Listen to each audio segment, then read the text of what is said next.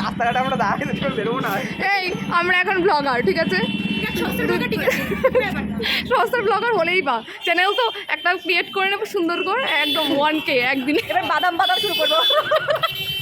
তোর ব্লগের টাকা দিয়ে ইউটিউব থেকে তোর এরা ঘর বানিয়ে ফেললো। আমিও বানাবো, সত্যি বলছি। কোথা ঘর বানাবি? বাড়ি না বানাবি? আমার বাবা এত খারাপ দেখতো না, আমার বাবা সাইকেলও চালাই না। তোর বাবা মানে বক্সার চালা। শোন, আমি তোর বান্ধবী ইউটিউবার, দুই দিন পরে। কবে বিয়ে করছেন দাদা?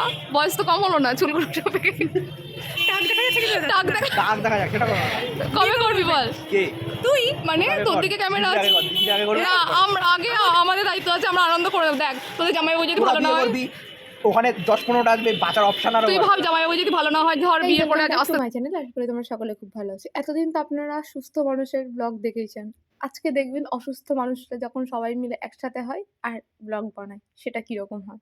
চলো, আমার ফ্রেন্ডদের সাথে মিট হয়েছিল, আর সেখানে গিয়ে আমরা কী করেছি তোমাদের সাথে শেয়ার করছি। কবে বিয়ে করছেন দাদা? বয়স তো কম হলো না, চুলগুলো পেকে দাগ দেখা যাক, সেটা কবে করবি বল? কে? তুই? মানে তোর দিকে ক্যামেরা আছে না, আমরা আগে আমাদের দায়িত্ব আছে, আমরা আনন্দ করে দেখ। তোদের জামাইবাবু যদি ভালো না হয়, ওখানে 10-15টা আসবে, বাঁচার অপশন আর তুই ভাব জামাইবাবু যদি ভালো না হয়, ধর বিয়ের পরে আজ আসতে দিল না, তখন কি হবে? আসতে দেবে। হ্যাঁ, তুই এখনো বাচ্চা আছিস, তোকে জিজ্ঞেস না। দিদি কবে বিয়ে করছেন? মেকআপ আর্টিস্ট তো ঠিক করে নিয়েছেন। হ্যাঁ, বিয়েটা কবে করছেন? 2026 যদি তোমার জামাইবাবু ঠিক করতে পারি, নিশ্চয়ই 26-এ বিয়েটা করছি। আমিও 26-এ করছি গাইস। আর ব্যাপারটা হচ্ছে মধ্যে রিপোর্ট বলুন আমরা বলছি, মধ্যে কিছু খেয়ে আছি। যাই হোক, 26 সালে করছি। জি 24 ঘন্টা সঙ্গে শঙ্কু।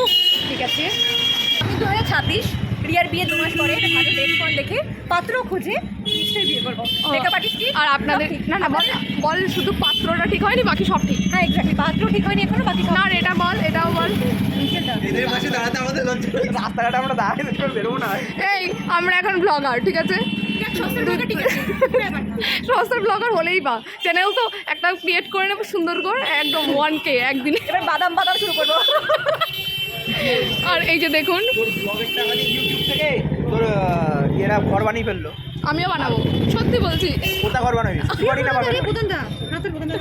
আমার বাবা এত খারাপ দেখতো না, আমার বাবা সাইকেলও চালাই না। তোর বাবা মানে বক্সার চালা। শোন, আমি তোর বান্ধবী ইউটিউবার, দুই দিন পরে বাড়ি বানাবে।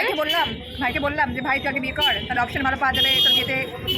বরকে নিয়ে তো ঘুরতে পারবো। আর আমার বাড়িতে সবাই বলেছে তোর ভাই যা বলবে, বিয়ের পরে বিয়ে হয়ে গেছে, 9টা বেজে গেছে, বাড়ি চলাই।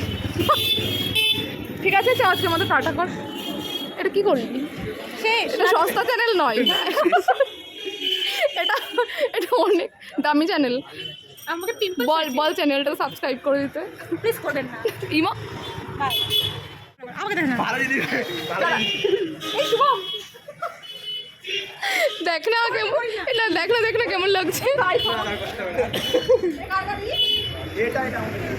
না কে বল, এই বল না, ওকে আমি নাম দিয়ে দেখবো না। আরে যেটা চলে গেছে নতুন কিছু খবর থাকলে না তুই ওটাকে কেন বাদ দিলি? আমাদের খুব পছন্দ ছিল। ওদের নমস্কার। দিদি হয় চলো বেরো 8টা বাজে। রুম কর প্লিজ। কোনটা লাগা ফোনটা বের করে আমার ফোনে বাজো সুন্দর করে দেখে নিবার টাক দেখা যাচ্ছে। না ওরকমই করতে হবে। হবে তুই দে। বিয়ে করবি ছাপি মাকে ছেলে। আমার কপাল এত খারাপ সঙ্গে। ফেরার সময় আর একটা মজার ঘটনা ঘটেছে, সেটা হচ্ছে আমরা হঠাৎ করে দেখি সামনে পুলিশ, আর আমরা একটা বাইকে 3 জন ছিলাম বলে আমি নেমে গেছি, আর আমার বন্ধু সেটা বুঝতেও পারেনি যে আমি কখন নেমে গেছি। আমার বন্ধু ভাবছে নামিনি, আমার বান্ধবী বলছে রিয়া নেমে গেছে, ও বলছে না নামিনি। ও বলছে কি রিয়া মজা করিস না, কথা বল এই রিয়া কথা বল। তারপরে যখন পিছনে দেখে আমি নেই, আবারও দাঁড়িয়েছে, আবার আমি একটু হেঁটে গেছি, তারপরে ও আবার আমাকে নিতে এসেছে। তো আজকের মতো এইটুকুই, টাটা।